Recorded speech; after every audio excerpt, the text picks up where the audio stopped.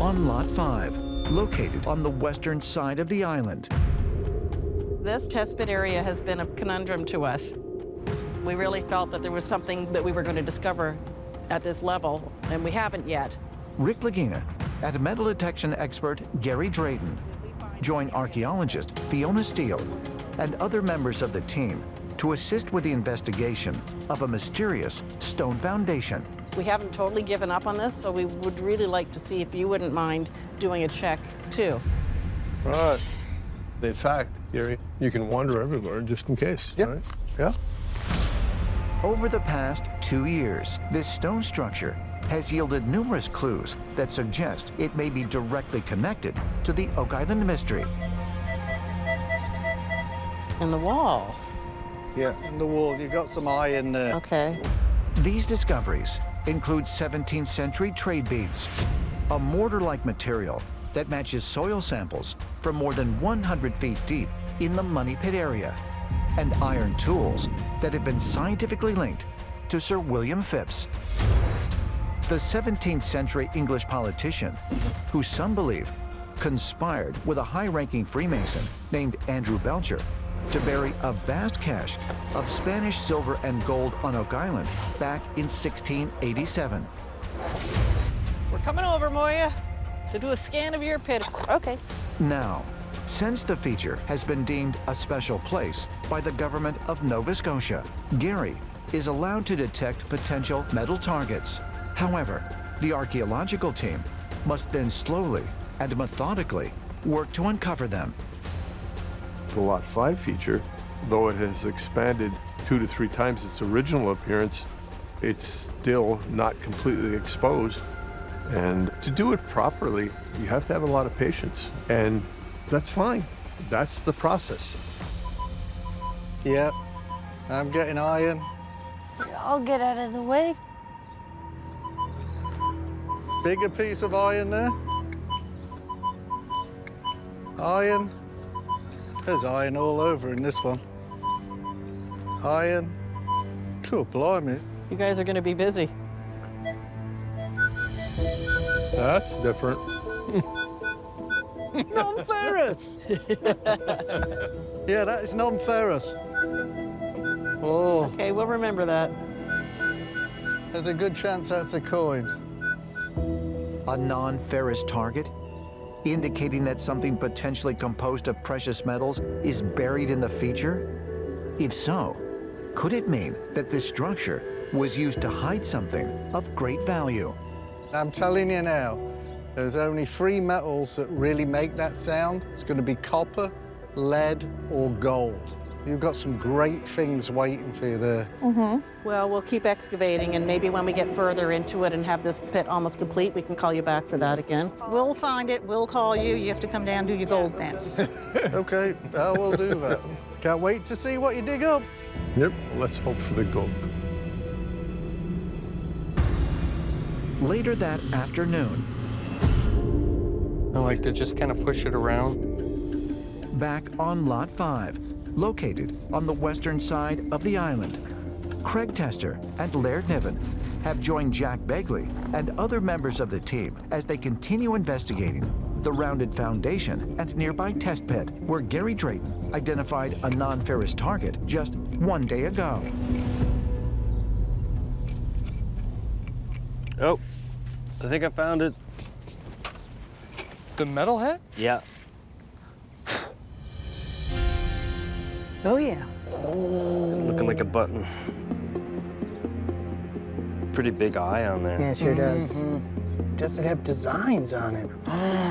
Definitely. It's odd. It's kind of like a rim. Yeah.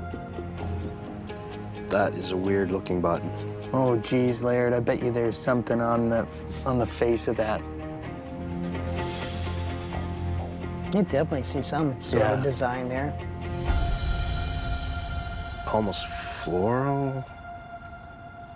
From first glance, with that green, it's copper alloy. Have you ever seen a button that looked like that? Honestly, no, I haven't. Wow. An ornate copper button? Could it be another important clue that might help determine who created this feature? as well as the brick structure in the swamp, and perhaps even the money pit?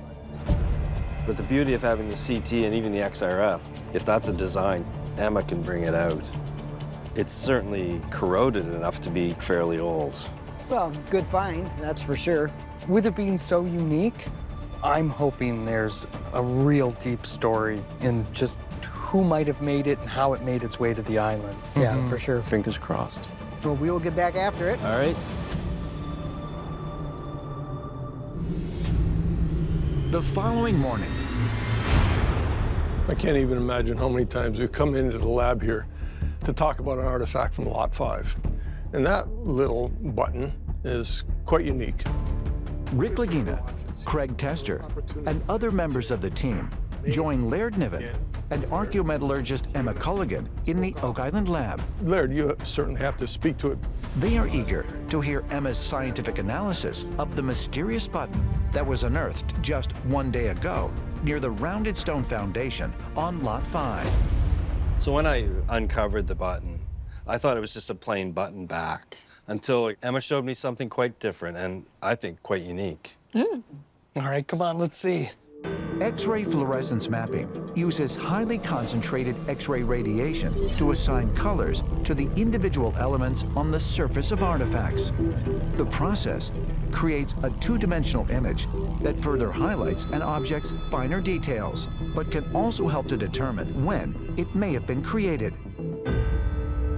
Oh my gosh.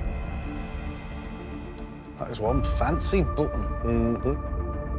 What is that design? Can you tell? Is that a flower? It's a flower, and there's an intricate flower inside, so you see these little different petals. Oh, wow. It's got an Englishy feel to it. It looks like it could be an English button. Yeah. You see the little petals and how they're formed there. That's a really pretty button. Yeah, sure is. So what are the speculative dates? Safe bet would be 1700s and then possibly earlier. I think there's a good chance this button could go into the late 1600s by the look of it. Yeah. It's relatively small, so we say it's not from a coat. What do you think, Gary? Where Yeah, I would you think go it's with that? too big to be a cuff button. I think it's a jacket button, fancy jacket button as well.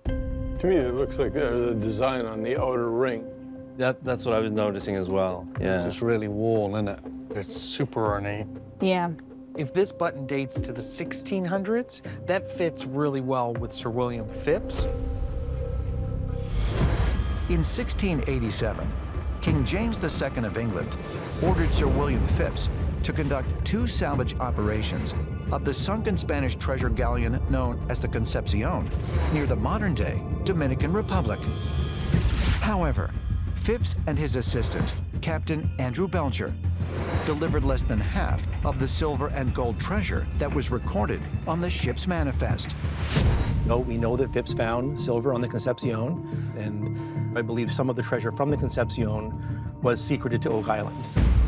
According to the theory of 32nd degree Freemason Scott Clark, Phipps and Belcher, who was also a high-ranking Freemason, hid much of their actual recovered valuables on Oak Island. I think there's something about this button that might tell us if it's William Phipps. Yep. Could Jack be correct that this button might prove to be another clue that supports this theory? Just like the iron tools found in the round feature that have been scientifically linked to William Phipps. Laird and the team have spoke often of how you believe that the feature might be considerably older than we first thought. This may be one of those points to support that. Yeah. Well, I mean, I'm really excited. What we have so far sure is amazing, so. Love the flower design. Yeah, it's a blooming lovely find. Just got to button this one up. So having said that, we need to go find more. And we'll leave the both of you to try to come to a further understanding of what it represents. Great. Great work. Thank you. Thanks, Thank Emma. you. Thanks, Laird.